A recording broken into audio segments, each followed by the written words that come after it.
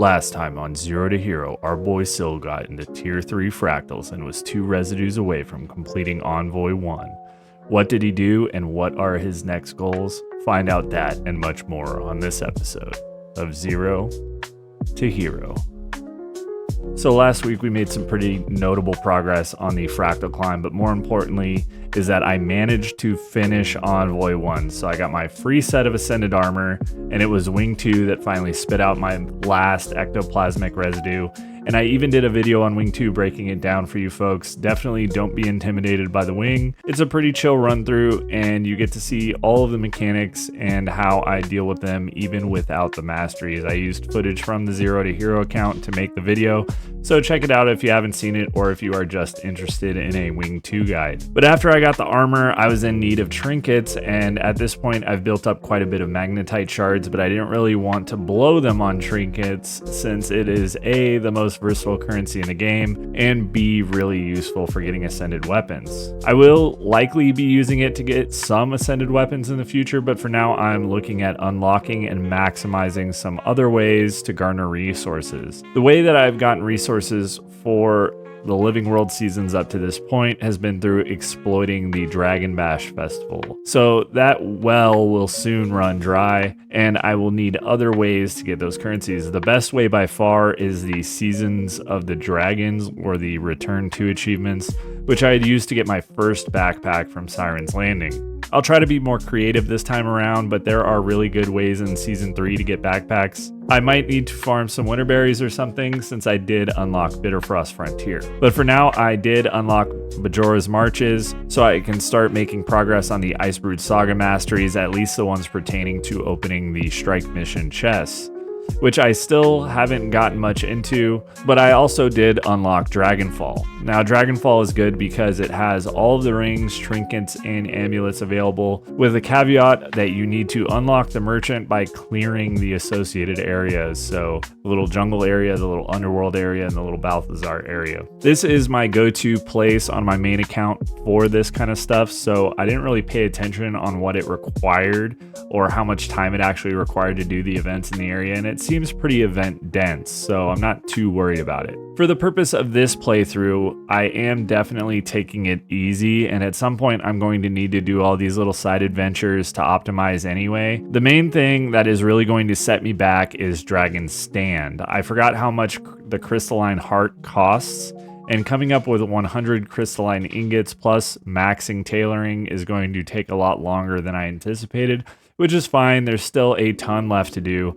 But Heart of Thorns maps and map currencies are back on the menu since I'm going to need to get those machetes somehow. At this point, it is definitely getting into the just play the game stage of the playthrough where there isn't a whole lot left in terms of tips and tricks, but this is what the new roadmap looks like and what we accomplished in the last 15 weeks of playing this account. So in 140 hours over just about 3.5 months, we have unlocked the Commander's Tag, we have one fully optimized set of Ascended gear, we have Wings 1 through 3 completed with Envoy 1 completed, we have personal fractal level in the tier 3 range, we have unlocked the Sky Scale, the Griffin, the Roller Beetle, and the most important mount masteries. We've completed the Soto storyline, the End of Dragon storyline, the core personal story, and the Path of Fire story. We have an account value of around 4,000 gold, all specializations unlocked on this character, and core map completion at roughly 50%. The next goals will be a full heal build setup.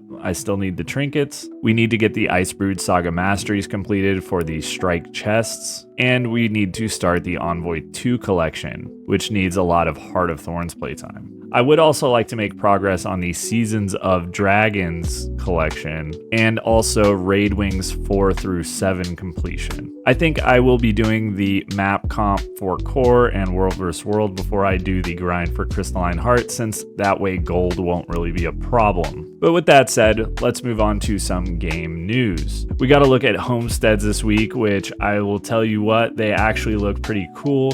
In Guild Wars 1, they had this thing called the Zaishin Menagerie, which I think could be a good addition for all the rangers out there. I would love to see all of my ranger pets added to the homestead, and it would give me a reason to go collect them. Overall, I don't see myself interacting with this a whole lot. I would love to see people be able to visit each other's homesteads without them being present. So I could do like a cool setup and have people join there, and it could be like a lobby, which I guess is what the guild hall could also be used for. But I would like to see like rage, strike, fractal portals in the guild hall. That would be a really good addition, especially for guilds that organize that kind of stuff. Frankly, the build and design type of games aren't really my thing as a grown man. I did used to get down on some roller coaster tycoon back in the day, but I can't see myself spending any significant time on homesteads unless they come out with like a Guild Wars 3 Hall of Monuments type system, which this might actually be a setup for. But for the most part, I think that they've really outdone themselves on both the homestead system and the spears, and I think that those features are comparable to EOD at least. Like, it won't be as impactful as mounts or gliding was to the game, but it is definitely on par with like skiffs and fishing. I'm kind of curious to see what the Warclaw rework is going to look like, and that's pretty much the last of the features there are to see besides the new legendary spear. I personally don't take part in any of the spear betas or anything like that. There's still a significant amount of time for changes, and once they do drop and some builds are polished, I do intend on doing like an updated Janthir Wilds build compression for each class, highlighting the best of right now builds for each class in a consolidated video. It'll give me an opportunity to refresh myself on a lot of builds out there, because like 90% of my playtime has been on the Mesmer on the Zero to Hero account, so it's good for me to get back to the real world where I actually can multi-class and play the game the way that I like. As far as last week's questions, I did ask if ANET changed your mind about Janthir Wilds. And I think, frankly, for me, I think they actually did a little bit. When Janthir Wilds first was announced, I begrudgingly pre-ordered it. And if you go a couple of episodes back, I was extremely wary about what they were actually going to deliver. However, with the news up to this point, I think it is growing on me. I am looking forward to messing around with the spears. And I feel like everybody getting the same weapon kind of makes things better, to be honest. Like, I definitely would flip-flop around the new weapon for each class. Like, oh, the Rev Scepter looks cool, so then I'd play Rev. Or if the Warrior Pistol was like, then I wouldn't go for it, you know? But this new type of all-for-one type of release, I feel, is a little bit more enthusiastic about the kind of meta changes that we can see to the existing builds instead of trying to just like make it work like they have done in the past. For the second question, I asked if you interacted with live streams, which, as expected, it seems like some people did and some people didn't. I actually only have a Twitch account to get drops for the most part, and I do swing by from time to time to support some of the creators in the space now and then. As far as me live streaming, when I started making YouTube videos, it was largely because it was an outlet for me.